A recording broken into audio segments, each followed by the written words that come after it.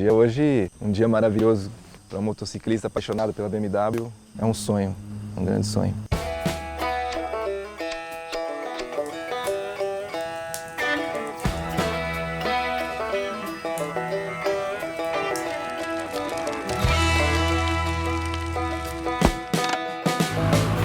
Como que a moto nos prepara para uma grande aventura? Eu acho que a tecnologia embarcada e a confiabilidade da engenharia deixa a gente tranquilo bastante para que a gente encare grandes desafios.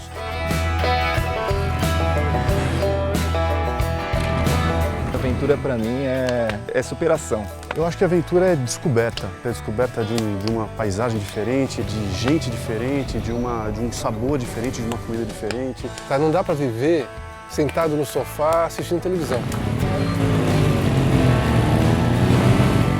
A moto parece que faz um conjunto do corpo nosso, assim, parece que faz parte da gente. Se você tem uma grande baixada e depois volta, você sente a temperatura mudando. Uma coisa que eu não deixo de levar na minha viagem, por exemplo, é o macarrão para consertar o pneu e o compressorzinho.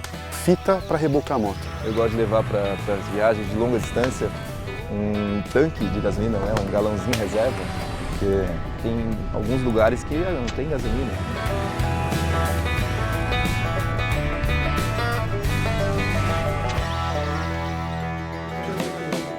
Opa! Oh, tem o nosso nome aqui. O que importa é manter acesa a paixão por aventuras.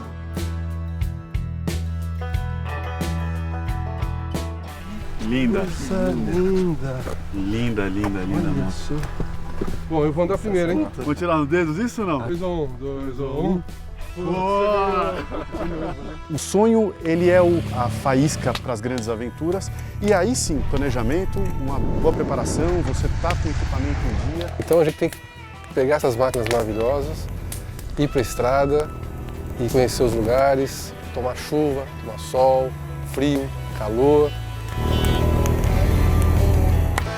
E ter amigos para dividir também um pouco, né? Porque é gostoso você ter um amigo do lado para estar dividindo aquele momento.